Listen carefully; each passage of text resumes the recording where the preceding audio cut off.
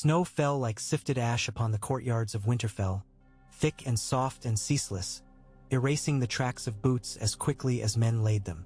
It ate the noise as well as the marks, making the world a muffled thing. Horses and men and clatter all drawn down into a hush that was almost holy. Yet not even the snow could quiet the whisper spreading through the castle faster than any fire. That the boy from the bastard's tower, the brooding watcher on the wall, the king in the north who had bent the knee to save them all, was no bastard after all. Jon stood alone beneath the weirwood, the red sap frozen into platelets where it wept, and tried to breathe as the truth drew a hard new shape inside him. The face carved in the heart tree looked down as it had looked on his childhood, its mouth a scar of grief. The Godswood was a red and white world where only the wind spoke truth, and every secret felt older than men. There was no joy in the knowing. A name had been given to him by a dead friend and a living one, by a maester's careful ink and a boy who saw all time at once, and the name had the sharp edges of a crown. He thought of a single dark hair that had fallen across Lyanna Stark's brow in the story he had made for her, and of the quiet, tender grief that lived forever in the eyes of the father who had never truly been his father at all. "Jon," Sam had said in the crypt, fat tears standing in his eyes that always saw better than they were given credit for. "Your mother was Lyanna Stark. Your father was Rhaegar Targaryen. Eddard Stark lied to protect you. You weren't a bastard, you never were. You are Aegon Targaryen, the sixth of his name." Now he had said the name in his head so many times it had worn a path, but it still sat on him badly, a cloak too rich and heavy for a man who preferred his old wool and leather. Aegon. The name tasted like dragon smoke. He had never wanted to be anything other than what he had been told he was. He had wanted honor and quiet, a clean blade, a night's watch fulfilled. Yet wanting had never weighed much in the world. Men were what the world made them, and what they chose to be despite that. He waited in the cold as if the tree might answer, as if the old gods might tell him what to do now that the truth had put him between a dragon and a direwolf. "You came here for counsel," a voice said, and Bran moved his chair out from the shadows of the Godswood's edge, the snow unmarked in his wake like a miracle or a trick. "But you already know what you mean to do." Jon's breath smoked in front of him. "I don't." "You do," Bran said, and his eyes were pale and bottomless. "You learned the truth and you didn't bring it to Daenerys. You brought it here to the place where Father prayed. You want the old gods to bless a new claim. It isn't like that." He had brought it here because he was a boy again under these branches, and boys brought their bruises to the heart tree because nowhere else had the patience for tears. "She is our ally. We need her dragons. We need all we can. The dead are close." Bran watched the slow sifting of snow on the red leaves. "She needs your dragons," he said after a time. "She thinks they are hers." "She hatched them," Jon said. "She lost a dragon to save us." "She will not share the throne," Bran said. "You know this as you know the feel of ghost's fur in your fingers. She was raised to believe it is hers by blood and by fire. You were raised to believe your duty is to the living whatever face they wear. Duty made you bend the knee before you knew you had a better claim. The same duty bids you declare yourself now, when the cost of silence is war after the war." "War after the war," Jon repeated, and his mouth felt dry. He pictured Cersei's hateful smile swelling like a bruise across the south, and imagined what peace could mean if every living lord lived with a queen who believed the wheel had to turn under her and her alone. "I am no king. I never wanted crowns. Every crown I've worn was put there by men who needed a sword. And a heart," Bran said. "They needed that more. The choice you fear isn't between truth and falsehood, Jon. It is between a duty that ends with you and a duty that continues after you die." Jon turned his face up into the falling snow and let it gather on his lashes until the trees were white blurs and the sky was close enough to touch. Duty had killed him once already and brought him back cold, and here it was asking for another piece. He thought of Ser Davos's gruff, steady voice insisting that the truth had weight whether men liked it or no. He thought of Sansa's careful masks and the iron in her when the masks slipped. He thought of Arya's smile, quick and cutting as a knife unsheathed.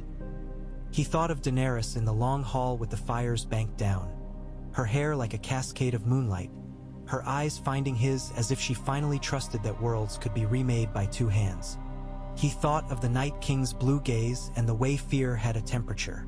"I won't hide," Jon said at last. "But I won't split us before the night." Bran's face did not change. "You will split us after, then. I will tell them in the great hall with the lords gathered. With her there." He swallowed. "I'll tell them all of it. Then they can choose whom to follow, and she can choose what to do with me." "You think the choosing will be so simple?" Bran's tone held no contempt. "Men's hearts don't change with proclamations. They change with hunger and with winters, and with stories. You are a story to them, Jon Snow. A Stark's honor raised on the wall and returned as a king. A man who died and rose. A wolf who loved the dragon girl enough to kneel. If you tell them you are a dragon before the night that decides whether there will be any men left to crown, they will fear their own hearts. If you tell them after, they will fear their neighbors." "You brought me the truth," Jon said, more harshly than he meant. "What would you have me do with it if not speak it?" "Speak it," Bran said. "Just know what you are making when the words stand up and walk." When Jon left the Godswood, the world seemed brighter. Snowflakes clung to the black of his cloak and melted there. Ghost paced him silent as breath, shoulders rippling, eyes burning with a light that was not warmth. In the yard, men were moving spears and barrels and bundles of arrows from place to place as if motion alone could keep the dead at bay. The air smelled of charcoal and boiled leather and old fear. He passed the smithy where Gendry's hammer beat out a harsh music, and it occurred to Jon that the sound of a hammer was the bravest song men had invented. He went to find his sisters. Sansa received him in the solar with a severity that had come to sit on her like a coronet made for her brow. She had laid out maps on the table and anchored them with small carved wolves and towers. Her hair was the color of old copper coins, braided in a way that made him think of their mother and of Catelyn's careful hands that had never warmed him. Arya stood by the window and looked out, though Jon doubted she saw only snow. She looked through things now with the fierce vacancy of a falcon watching a field for a twitch. "Say it then," Sansa said before he spoke. "It's true, isn't it?" He saw now that she had known from the moment his face turned to Bran's chair in the council. She knew him in ways the North had taught her, to watch the silences for shape and color, to map a man's needs by the way his eyes moved when a crown was mentioned. "It's true," he said. "Lyanna Stark. She was my mother. She loved Rhaegar Targaryen. They were married in secret. She died giving birth to me. Eddard raised me to keep me safe, to keep Robert from killing me, to keep all the world's foolishness from turning my blood into a battle standard." He swallowed. "My name was Aegon." Arya turned, and her eyes were old and young at once. "Are you Jon now?" "I am." The words came out low. "Whatever name the world gave me, I am the one you grew with. I swung wooden swords with you and bled in the snow. That doesn't change." Sansa was very still. "You mean to tell her," she said softly. "You mean to stand up in the great hall, with all the lords and men and hungry mouths, and tell Daenerys Targaryen that she is not alone in her claim." "She is not alone in anything," Jon said. "But I won't be a secret kept under stone. If the truth saves blood later, it's worth spilling words now." Sansa's gaze flicked to Arya and back. "Words are blood," she said. "In King's Landing they learned to pour them into cups for each other to drink. We learned to taste the poison. You love her." Jon could not deny it and did not try. "Ido." "And you think love will make a queen share her crown," Sansa said, and it wasn't a question, only a small exhale like fog. "I think love made queens burn cities more than once, but what do I know? I only watched men die for crowns since I was 12. Arya moved closer, the quickness of her like knife work. "I'll stand with you when you speak," she said. "If anyone looks at you with a hand on a hilt, they'll lose the hand." That nearly made him smile and nearly made him cry. "I don't want hands lost," he said. "We can ill afford fingers when winter bites." Sansa's mouth softened by a hair's breadth. "Speak the truth, then," she said, "but choose the place of it carefully. This hall is yours as much as hers. Don't give her the advantage of surprise." "She's not my enemy," Jon said. "Everyone is everyone's enemy in a hall with a throne," Sansa answered, but she did not forbid him. She only straightened the little wolves on the map and said nothing more. He found Ser Davos in a corridor where the rushes had been changed and the smell of sweet hay rose to meet the cold. The Onion Knight listened, eyes narrowed against a world too bright. "A pity," Davos said when Jon finished. "A right pity. Not the truth of it, that's a fine thing. Truth is like a whetstone, wets you whether you like it or no, but the timing. If the dead would only do a man the courtesy of waiting for his family matters, we might all live to grow fat." "I can wait to speak," Jon said. "I won't, but I can." "Not much use waiting if the words ferment," Davos said. "I always say let the onion rot on the blade if you never mean to stew it. Better to cut it and cry." He looked at Jon for a long breath. "You mean to claim it, not just to speak it. I've served kings who mistook words for wind. Your words blow walls down. If you say, 'I am Aegon Targaryen, rightful heir to the Iron Throne,' the lords will hear the clink of their coin chests opening and closing. They'll be counting what's gained and what's lost before you've finished the AG. I don't want a chair of swords," Jon said. "I want a land where farmers live to bring in their wheat. But the chair decides who gets to do the wanting." "Aye," Davos said, "that it does. If you mean to claim, best to do it as a Stark and a Targaryen both. A wolf with wings looks better than a lizard with fur." He paused. "You have a dragon that let you ride him. That counts for more than a book and a boy with strange eyes in some minds. The North is yours by love and ice. The South loves dragons and gold. Put them together, you might get something like peace. Or like a fire that eats both." "Fire eats," Davos said shortly. "So does winter. Bread does too, and no one calls that betrayal. Choose the fire you can hold in your hands, lad." The beating of great wings set the air trembling before Jon came to the great hall. He knew them now, the voices of the dragons, how their rumbling changed with hunger and with pleasure, with watchfulness and with the pure, wild joy of the cold sky. The hall was warm, the long fires burning with a ferocity that had nothing to do with comfort and everything to do with defiance. The carved beams held the stories of the North, and today the ghosts leaned close to hear whether the tale would become theirs or something stranger. Men packed the benches, wool and leather shoulders pressed together, steam rising off them like low clouds. The lords who had answered the call were there. Manderly, pink-faced as a seal and twice as watchful. Glover, stiff with pride and old hurt. Lady Lyanna Mormont, small and blazing, a star born angry.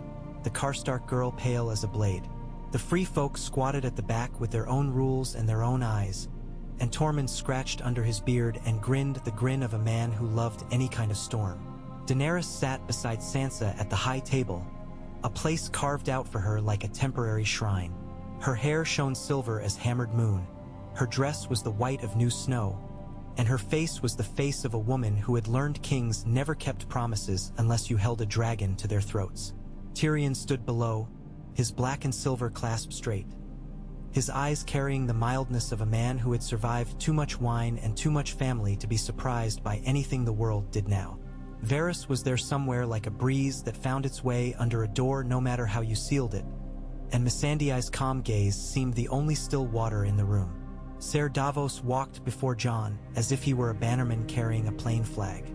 The murmurs crested when Jon entered, and fell again as he took his place not at the center but a fraction to the side, as had become the habit between two powers sharing one meal. He felt the strangeness of it as a stone in his boot, and accepted it. Then he stepped forward, and his voice found him. "We have a night to live through," he said, and the room bent toward him with the memory of battle. "The dead are on the march. We have fire and steel and each other. I swore to fight for the living, and I will keep that oath until my last breath is a thing that comes out cold." He let that settle. "There's a truth I have learned that belongs to all of us.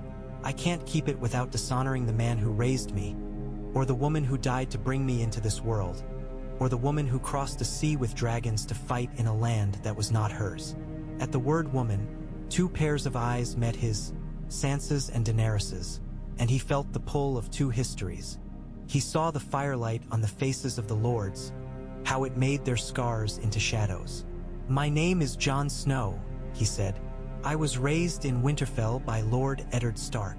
He gave me everything a man needs: honor, a name, a place at a table where I did not belong. He lied to protect me. He kept a promise to his sister. Lyanna Stark was my mother. Prince Rhaegar Targaryen was my father. They were married. I am no bastard. The Maester's records and my brother's sight agree." He heard the ripples then, shock and disbelief and calculation washing through men like sudden wind through a wheat field. "By their blood and by their vows, my true name would be Aegon Targaryen. Silence has flavors. This one tasted of cold iron." Daenerys sat very still. He saw how carefully she held her hands, as if she had thought of where to put them in 1,000 rooms and had no place left to learn.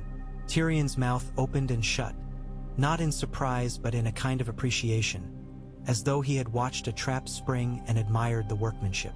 Sansa did not move at all. Arya shifted her weight. Varys's eyes were unreadable as polished jet. The lords muttered low. Men called gods in their own throats. Out of sight over the walls, a dragon answered nothing with nothing. "I've bent the knee," Jon said, "because truth needs companions. I bent it to save the North, to save the living. I did it when I thought I was the son of a lord and a wet nurse. I do it again to keep the world breathing. But we will not live if we make a war after the war. The living will tear each other to pieces for a chair in a city that burned before we were born and will burn again if we let it. I will not lie to you.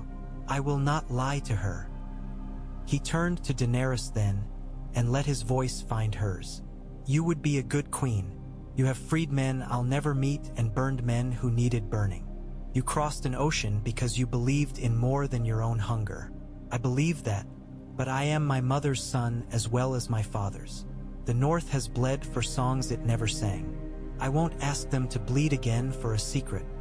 He expected fury the way a man expects an arrow from a hedge he knows is full of archers. Instead, Daenerys's voice when it came was soft and even and cut him worse. "Who told you?" she asked. "Samwell Tarly found it in the records," Jon said. "My brother saw it in the past." Daenerys's eyes flickered. "The past is a book anyone can write in, after they've burned the last page." Tyrion cleared his throat, a small polite sound in a room full of beasts. "It is an inconvenient truth, Your Grace," he said to her. "That doesn't make it less true, nor does it make it useful necessarily. But it would be unwise to treat it as if it were not true." Ser Davos shifted beside Jon, and Jon felt the quiet of the hall turn, strain, hold. Lady Lyanna Mormont stood up, fierce and small. "I named you king in the North," she told Jon, anger carved on her like a rune. "I named you for honor and for the blood you spilled for us. If you're a dragon, you're still the man I named, or else we've been fooled like trout by a shining hook." "I'm the same man," Jon said, and the word struck him as both truth and failure. Lord Manderly's cheeks were high with blood. "If you are the son of Rhaegar Targaryen," he said with the slowness of careful wealth, "and Lyanna Stark, then you are the river that runs between ice and fire. Rivers carry ships. They drown men. They feed cities. I should like to know which you mean to be." "I mean to be the river that feeds," Jon said. "I mean to bring a peace that lasts longer than a single harvest. I mean to end this we-el that crushes the same men over and over until there's no one left to cry about it." Daenerys's mouth bent. "My words," she said. "In your mouth. They have to be more than words," Jon said. He took one step toward her, aware in the bones of his ankles of every sword in the room. "I mean to claim the Iron Throne as a Targaryen and a Stark, because otherwise the fighting won't end. After the dead, we'll have another queen in the south and a king in the north, and we'll call that peace until the next winter when it breaks. I mean to claim it so I can give it to the realm, so I can make it something other than a blade pointed at every man's belly. I mean to claim it so it doesn't destroy you." There, he had spoken himself into the fire. Tyrion's head bowed as though in rueful prayer. Varys watched as a man watches a die turned in a palm. Sansa's eyes darted and stilled and darted again. He knew she was counting friends, counting knives, counting breaths. Arya's hand rested casually near a belt that held more truth than most tongues. Daenerys rose. The hall's heat changed with her standing, the way a hearth changes when a poker touches its heart. She moved as if the air bent for her, and Jon knew why men talked of dragons in the old way, as if they were gods disguised as beasts. She came down from the table until they stood 10 feet apart on the stone, and the snow in Jon's hair melted down his neck. "You would take the throne I have dreamed of since I learned to speak," she said very plainly. "You would take the birthright that sent my brother to a grave and my mother to a bloody bed in exile, the birthright that made my whole life a story men started to laugh at and then to fear. You would take it because of a book and a boy and a bed of roses on the wrong day." She breathed once, a slow ember swallow. "And you would do it to save me from it." Jon held her gaze. "I would do it to save everyone from it, including you." Her laugh had no joy in it and no cruelty either. "You think I don't know what thrones cost," she said. "I paid in cities and in coin I didn't have and in children I could never make, perhaps. In every face that looked to me for hope and every face that turned away from the sight of what hope does to men. But I am not a girl in a crowded house anymore. I'm a queen with 2 dragons left and an army that crossed the world because I made a promise. The throne is not a fancy chair to me. It is the promise kept." Tyrion looked from one to the other as if he had painted a candle between 2 flames and wanted very much to see if it would melt evenly. "Your Grace," he said to her, "and my lord or my prince or my king, whichever we must call you now. The dead do not care whether your chairs are iron or made of applewood.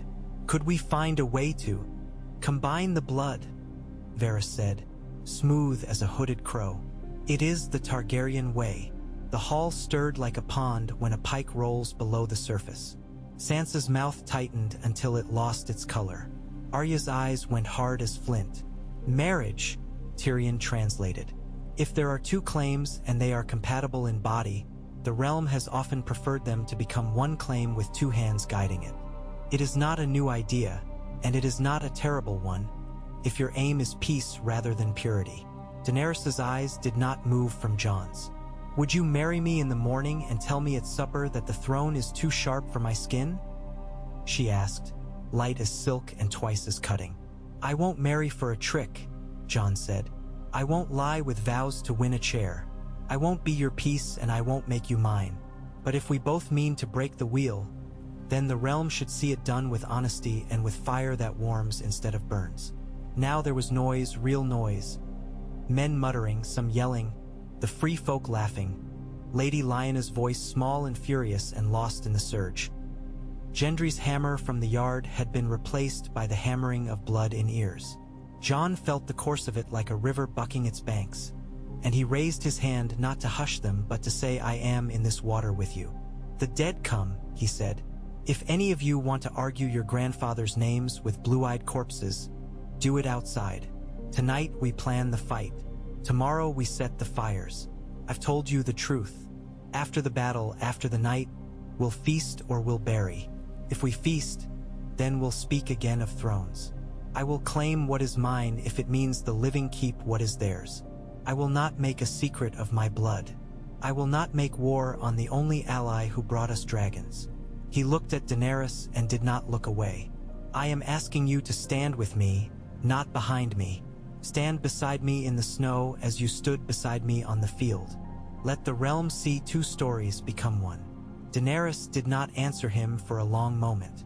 When she did, her voice was low as a banked coal.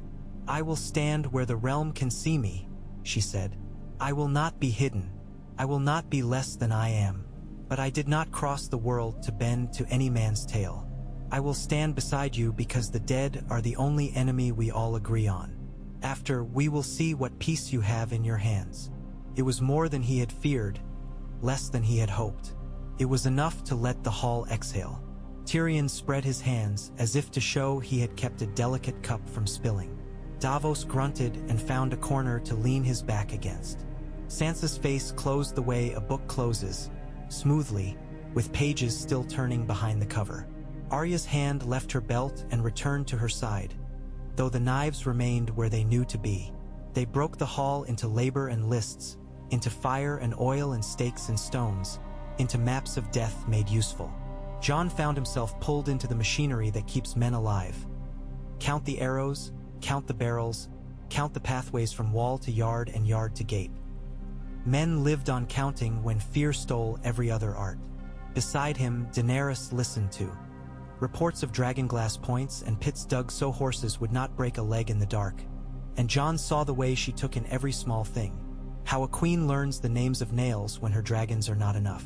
Later, when the hall had thinned and the fires had burned low and the snow outside had come to rest like a white hand on Winterfell's shoulders, Jon stood in the passage that led to the yard and breathed deep the smell of cold and cooked meat and wet wool.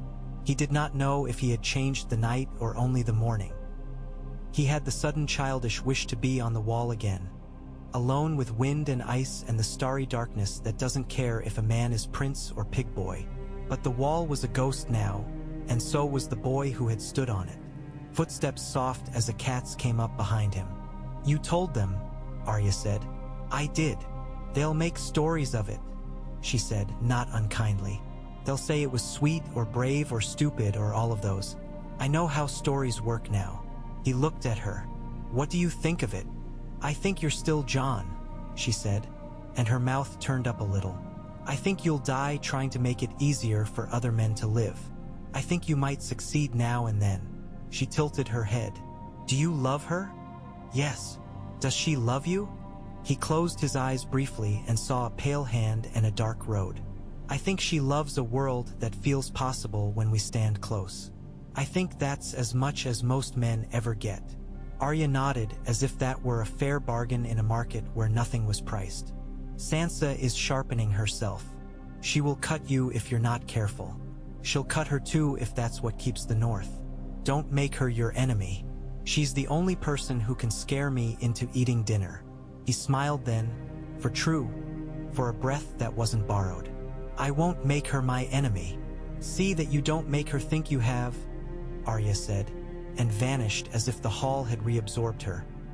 The night outside was a black so perfect it made the snow seem to glow from below.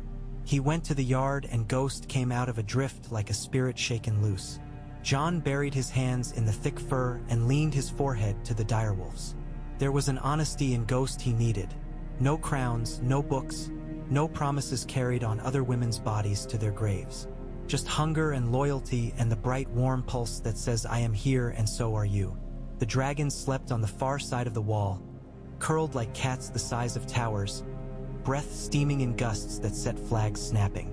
Rhaegal stirred when Jon approached, lifting his head to taste the air with a tongue like hammered copper. In the green of the dragon's eye Jon saw himself small and moving, a man under the gaze of something older than ballads. "We're in for it," he told the beast softly, knowing it made no difference and saying it anyway. "All of us." Rhaegal's pupils narrowed to knives and widened again. The dragon's breath washed over him warm as a summer kitchen. Jon thought madly of the first time he had laid a hand on that living furnace and felt his old life peel away like bark from a lightning-struck tree. He thought of how easy it is to mistake power for purpose. He set his palm on the green scales and did not ask anything. He did not ask for a throne or for a girl or for a morning that wasn't stained by what it had taken to reach it. He only asked the world in his heart to hold. When he turned back, Daenerys stood by the edge of the yard, a fur mantle clasped at her throat, hair unbound and moving like smoke. For a moment he thought of her as he had first seen her, and then he knew he had never really seen her, not then. She looked at him in the dragonlight, and the shadows made her strange and near and far all at once. "I meant what I said," she told him quietly, though there was no one near enough to hear. "I will stand where the dead can find me. But do not mistake my standing with you for surrender." "I don't," he said. "I'm not asking you to surrender. I'm asking you to choose something that isn't what your brother wanted or what your father feared." "My brother wanted a song," she said, and the word had so much bone in it that for a heartbeat Jon felt he understood Rhaegar as if memory could be inherited with blood. My father wanted fire. I want a world that outlasts both. But I am not a Stark. I did not learn my gifts in cold rooms. The throne is more than a symbol to me, Jon. It is the proof that men like your Robert cannot kill us all and call it peace. They can't, Jon said. Not if we make another kind of proof. He glanced at the dragons. Ride with me in the morning over the field. Let them see. The North, the free folk, the men who still think dragons are only for burning. Let them see us together. You want a pageant, she said. But there was something in her voice that wasn't scorn. I want them to believe we're both real, he said. If they see us from above, they'll remember the view when they're dying. It might keep them standing. She smiled, small and tired and lovely. You've never been good at ruling, she said, and yet you rule in every sentence you speak. She stepped closer until he could smell the clean cold of her and the faint ash of dragon. If we live, they will force us into a shape. You know that. They will say marry or war. They will call it custom or God or fate. We can choose the shape, he said, even if it's one they think they made. She studied his face in the light that leaped and fell with the dragon's breath. I do not trust fate, she said, but I trust the way you hold a sword, a breath, and the way you look at me when you're telling me things I don't want to hear. She lifted a hand, as if to touch his jaw, and let it fall.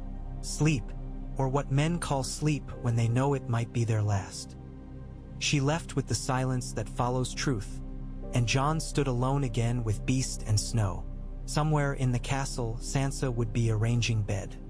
And banners as if arrangements could make the dead prefer one door to another. Arya would be oiling a blade with the concentration of a septa at her prayers. Bran would sit in his chair and count the wings passing through the dark. Ser Davos would sit with his hands open on his knees, as men who have lost sons learned to do when there was nothing left to grip. Tyrion would stoke a small flame with a big mind and try to keep hope and realism from burning each other to ash. The world was making itself in 1,000 small ways while he stood here not choosing, and yet he had chosen. He had put a name in a room and asked it to stay. He dreamed, when he managed sleep, of a long corridor of doors. Behind one, his father's voice said, "Do the thing before you that is just and leave the rest to gods who do not answer." Behind another, a woman with stark eyes bled and smiled and told him he was a song. Behind a third, dragons coiled around a chair until it looked like a nest and a pyre at once. He opened a door onto a field of snow where a single red flower grew from a crack in iron, and he woke with his hand clenched so hard his nails had made crescents in his palm. In the morning they rode the walls. The men below saw the queen on a dragon with a prince who would not call himself one, and they shouted the rough shouts of people who have learned to sing with their feet. The dragon's wings made shadows that ran over faces turned up. Old men crossed themselves with whatever gods they had, and young boys stood as tall as they could on the balls of their feet. Faces bright with the kind of fear that burns into wonder when it isn't quenched. Rhaegal and Drogon wheeled, the air looking thin around them, and when Jon glanced sidelong he saw Daenerys's mouth softened by exhilaration. For a heartbeat he could believe that this would be enough, that a sky shared could make a ground shared too. When they landed, Sansa was waiting with the air of a woman who had counted what could be counted and had put the rest into boxes labeled hope and hazard. "Cersei will hear of this before noon," she said, as if she were telling him the weather. "She has eyes in every rookery worth the name. She will hear that the North has dragons and cannot tell whether they are two banners or one. She will act, because fear makes her clever." "Let her act," Jon said. "We have dead more clever than she is." Sansa's eyes were blue knives. "When the dead are done, she'll be all that's left to fight. If you mean to go south with this claim, brother, start writing your letters now. The Riverlands will turn on the word of a Tully if you find one with a spine. The Vale will turn on the Ares winds if they blow through the right window. The Stormlands, gods know. The Reach is ashes that still smell like flowers. Dorne will pretend not to hear you until they can name a price. The Crownlands belong to whoever sits on the chair. The Westerlands are Lannister until they're not. This is the board. You can be a piece or the player. There's no third thing. I don't want to be either, Jon said, and it came out raw. Sansa's face gentled in its own hard way. Then be what you are, she said. But send ravens. Tell them you are what you are. Don't let Varys tell your story in his kindly voice. Don't let Tyrion pour it into cups. Let your words come like they always do, like a blade. Then at least if it cuts, they'll know whose hand held it. He sent the ravens. He wrote the letters himself, plain and stiff.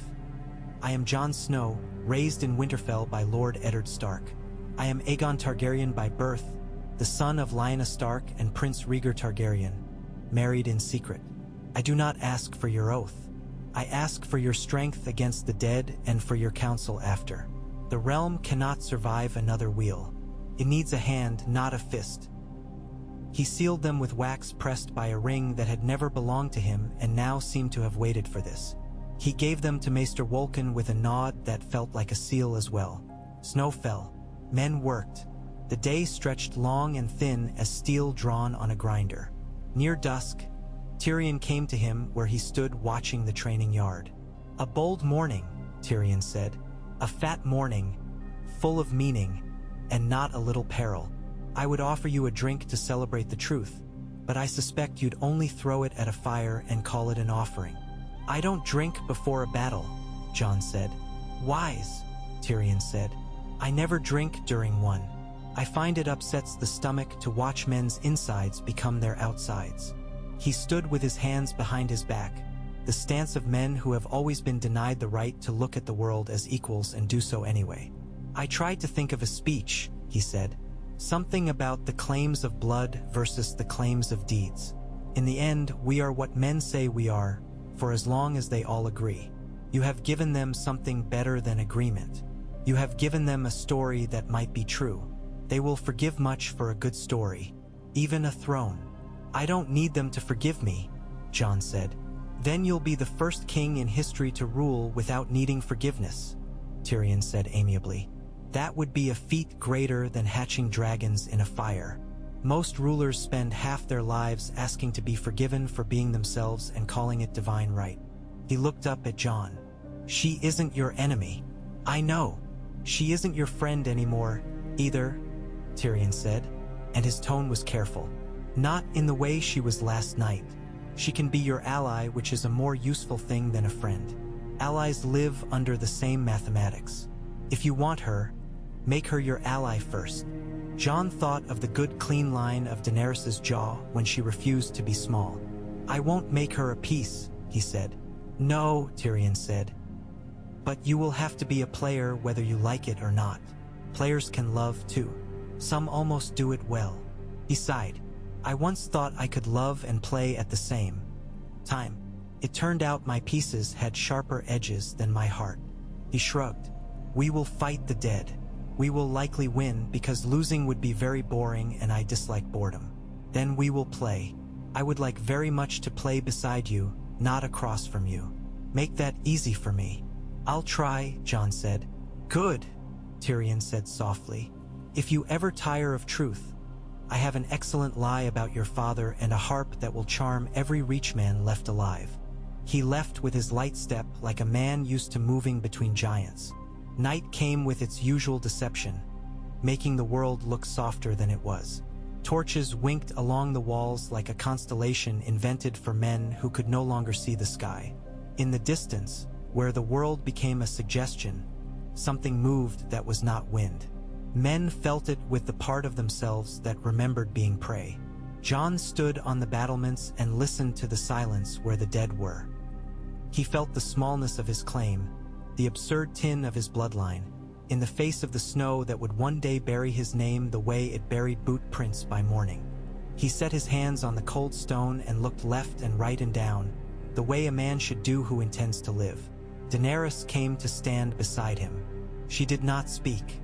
After a time, he said, If I die tonight, you should tell them what I meant, not what I said. I'm not good at the words. You are better than most, she said. You don't decorate them. They don't need decorating. She looked out into the nowhere. If I die, burn my body to ash beyond the walls. Don't let them take me. Don't let the city I want become my corpse." "I won't," he said. "We might live," she said, and the words were a strange comfort, because they were as fragile as breath and did not pretend to be stronger. "We might," he said. She turned her head and studied him as if he were a problem that could be solved with enough will. "If we live," she said, "and if you claim, and if I do not cut your head off for it, and if the realm does not pull us in pieces to make soup, what would you do with a throne?" He had not let himself ask that aloud. It rose now, surprised to find it had a voice. "End the game," he said. "Make it dull. Make it so dull a child could fall asleep in it. End the debts that eat men before wars do. Make the law the same in White Harbor as in Sunspear. Make a council that can throw me out if I fail. Make lords be chosen by the men who have to live under them, at least in part, so there's a cost to being cruel. Make it so honor doesn't starve. Make it so men who guard walls are not forgotten when winters end." She was quiet so long he thought she would walk away. "You want to end kings," she said at last. "By being the best one." He almost laughed. "I want to end killing as a way of choosing." "The wheel," she said. "The wheel," he agreed, and the words didn't feel borrowed now. They felt like a tool he knew how to hold. "We will see," she said. "The realm is not a horse you can break with kindness. Throws you and you learn to fall so you don't break your neck. Or you do." They stood together and did not touch, and below them the world waited for the sound of drums made of bones and skin. Somewhere, the ground trembled very gently, as if a giant had taken a soft step. Jon felt the stirrings of men moving into place, the lengthening of shadows where torches failed to reach, the fragile, fierce courage in the breast of a boy whose mother had kissed him and whose father had only nodded because words would have shattered both of them. He felt Ghost growl at a sound he could not hear and then be calm again when he put his hand behind the ear that always twitched. The first horn sounded low and mournful, and the second and the third. The dead came like a wether, without malice and without haste, and the living set their feet as if the earth would turn them to stone if they dared shift. Jon looked to the right, to Daenerys, to the dragon's silhouette crouched on the far wall, and to the left where Sansa stood with a torch on a parapet her father had known as a boy. He looked down into the yard where Arya vanished and returned like a thought, where Davos shouted without fear, where Tyrion set his jaw as men who cannot help set their jaws when they are useless and determined not to be. He felt the claim he had made in his throat like a swallow of fire, and he let it burn there. "After," he said, so softly only the frost heard him. "After." And the night opened and took them in, and the tale of a river between ice and fire began to right itself with breath and with blade, with wings beating against a sky that did not care and feats done by hands that did.